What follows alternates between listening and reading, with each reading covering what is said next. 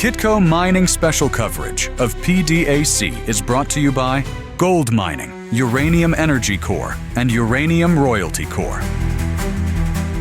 Hello and welcome to Kitco Mining with me, Paul Harris, here at the 2025 Prospectors and Developers Association Conference in Toronto in Canada. This is our 15th year here at this landmark event. Gold is trending in the US news cycle, and joining me to tell me why is Robert Quartermain, co-chair and president and CEO of Dakota Gold. Robert, welcome back to Kitco. Paul, great to be here. Thank you. Now, gold has returned to the news stream in the US, and this has included news stories about the potential audit of US gold inventories in Fort Knox, marking the US gold holdings to market and what that could do for the US balance sheet, and even the potential for a new gold standard. Gold is on the agenda in the US, perhaps it hasn't been in years before. What is your view about what is happening and why? Well, I think, as you know, gold has been a great store of value, and we continue to see central banks buying gold. The Chinese bank, of course, has been one of the banks most recently who continues to accumulate it. And as you point out, gold just hasn't had the same attention, perhaps, that other commodities have currently, or certainly other investment opportunities. And so I'm excited to see what may happen with respect to Fort Knox. I know years ago when I ran Silver Standard, we actually purchased a few million ounces of silver and actually had it stored in a bank, and I would actually go and audit it. And adjacent to the silver room, of course, was the gold room. And seeing that great amount of gold glistening was truly impressive. So being able to see what may be at Fort Knox. But I think the key thing is in this news cycle with the conversation around gold, it brings more attention. And that's certainly something that we need in the space. As you look at the producers who are certainly benefiting from the gold price, but it's those of us further down in development and exploration. And so I think anything that can bring attention to the gold space, such as this renewed audit, and again, how gold can play a continued store of value. I know it's been a currency for thousands of years, and so this recognition of this long-term currency value for it, I think is going to be very good for the space and for gold. Now, even before gold came back onto the US news agenda, the election of Donald Trump as president gave a number of developers of mining projects in the United States a bit of a boost, a bit of a pop. Expectation that President Trump will be good for mining. One of the first things he said was his intent to speed up permitting or cut permitting delays, and obviously he's passed some executive orders or resolutions related to that. A number of gold developers have received a pop with the Trump administration. Do you see expedited permitting on the horizon? I think it's aspirational. It's something we would like to see. You know, I've been involved in the resource industry now for 48 years and have had my experience with permitting mines in a variety of jurisdictions. The most recent would have been the Brucejack mine of Pretium Resources, which we went from resource to production in 5 years. And so anything that we can get back to that kind of timeline, what we've seen over the last few years is that there have been permitting delays. So if there can be legislative changes made that can help assist and move the cadence along with respect to that timeline and the statutory decision makers, I think it's good. I think it's good on both sides of the border. And one of the reasons, the other narrative we've seen, of course, is strategic metals and how we should be self-sourcing many of the commodities that we're currently importing and being able to produce those here in the United States and in Canada. So anything that can be done, I say, from a legislative perspective to actually advance that going forward is going to be good. I think the one thing when we look at the jurisdictions, in the case of the United States, let's say, you know, we have a project in South Dakota. So South Dakota has its own mining legislation, and then there's the federal legislation on top of it. If you happen to be operating on private land, you're dealing with perhaps the state level and wouldn't be so impacted by regulatory changes which be made at the federal level. Now, you know, if you're in have an operation or exploration project perhaps in Nevada, then you know you're dealing perhaps both with the local state, depending on your private land status, and if you're on public lands, you're going to be dealing with the federal government. So again, anything that I think can help our industry advance the cadence of the statutory regulators in order to get our projects through is going to be a good thing for the industry. Okay, now you're exploring the development stage Richmond Hill Gold Project, as you mentioned, in South Dakota. Is that on private or public land or a combination? We have 48,000 acres in the Homestake District, so we're the largest company down there. We went with that attitude of revitalizing the Homestake District, and we've certainly done that. In two areas, one with the high-grade discoveries we had at our JB zone and the Maitland project on private land. And the Richmond Hill property, as you point out, is on private land, it's private property. And so So therefore, our pathway to production is along the state requirements, both with at the county level, Lawrence County where we're located, which is also where the Wharf mine is located, and of course the historic Homestake mine, and then dealing with the state. So we're benefit from that of being on private land in South Dakota. Now, in early February, just a couple of weeks ago, you issued a resource statement there of more than 6 million ounces in all categories, and timing couldn't be better. Gold was hitting an all-time high. Your stock popped on the news. It does seem that the number of ounces you put out perhaps surprised to the upside. You must have been very pleased with that. Yes, as you point out, having the largest gold resource held by a junior company in the United States, and particularly on private land, at a time when we're seeing all-time gold prices. As you point out, when I started in this business back in 1977, gold was 140 an ounce. So seeing it 20 times higher on a potential operation which is very near infrastructure, 15-minute drive from the office. It's one of the best projects I've been able to work on in my career. But as you pointed out, we had the opportunity of local knowledge. Many of the people that work at Dakota Gold actually live and lead, come from Dakota, have long experience with it. Our CEO, Jerry Aberley, our Vice President of Exploration, James Berry, actually worked many years at the Wharf mine, and many of our team.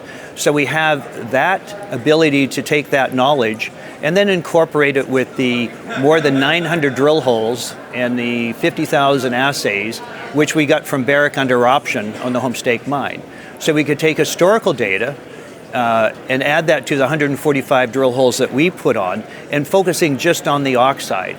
So being able to have a good understanding of the geology and this really rich gold mineralization near surface. Our best intersection was 2.2 grams over 50 meters at surface in Chisholm Gulch. It certainly added to the robust resource we announced a few weeks ago. Well, congratulations there.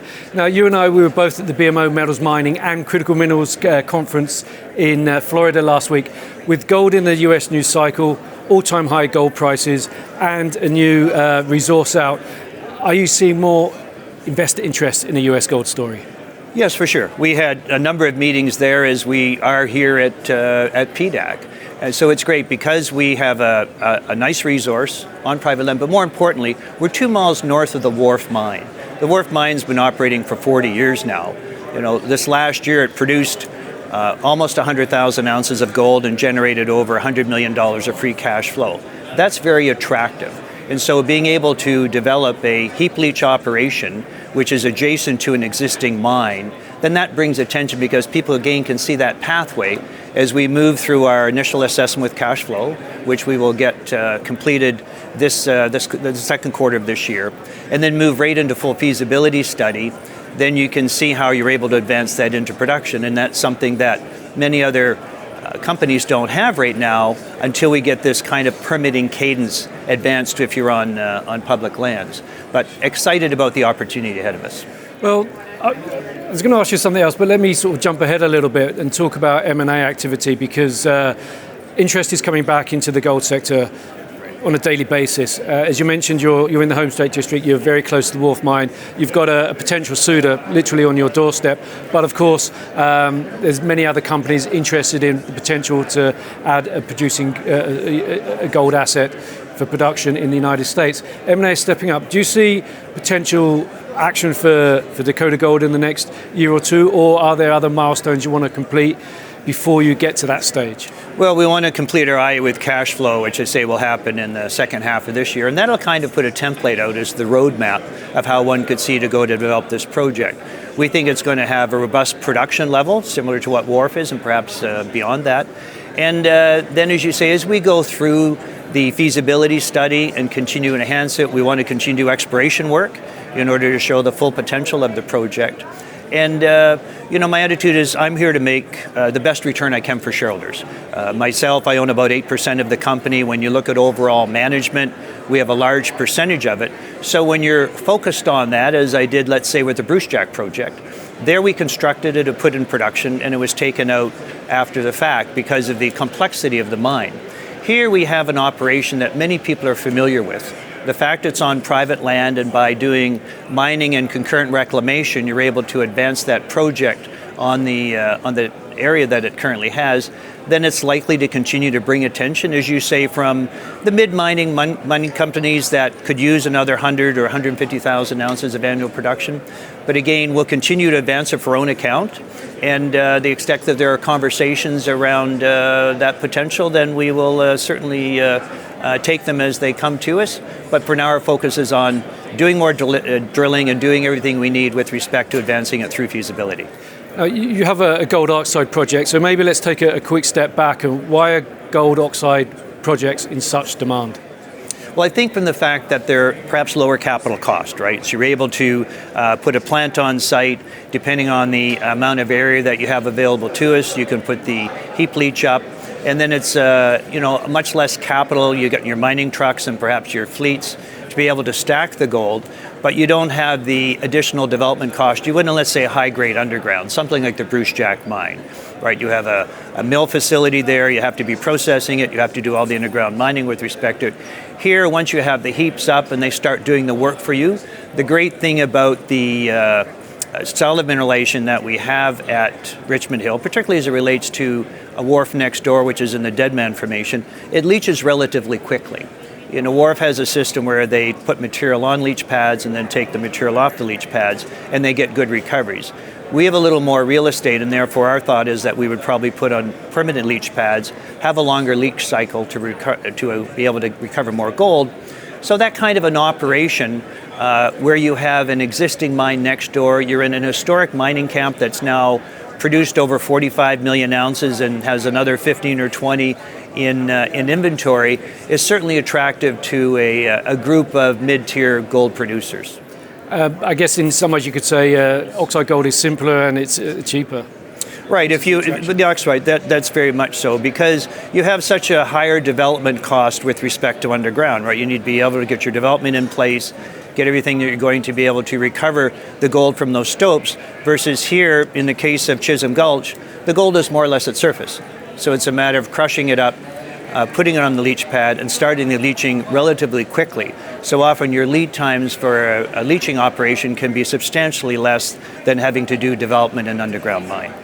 Now, you've built mines before, as you mentioned, Brucejack in British Columbia. So for a gold development stage company, that's quite a differentiator. And to what extent do you think that perhaps puts you in a stronger bargaining position as and when and if you have inbound M&A interest? Because you can build it yourself. Well, that's right. You can build it ourselves. So we've got the team that we're able to do that. And I think the other key thing is our major shareholder is Orion Partners, who of course are great funders to the industry. They were the suppliers of capital to us at the Brucejack mine. They give us the $540 million financing we required to put it in production. And so they've agreed to a term sheet of up to $300 million to allow us to put the Richmond Hill project into production. So as you say, we have a good quality asset near surface.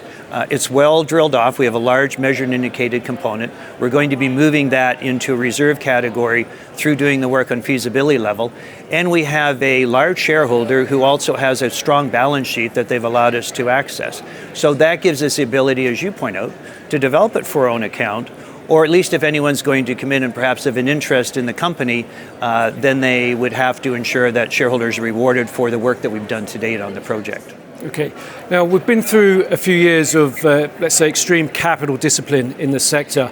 But now it seems, based on my experience at BMO last week, it does seem investors are open again to the possibility of growth. To what extent do you think investors are now sort of calling for that, or perhaps even demanding that?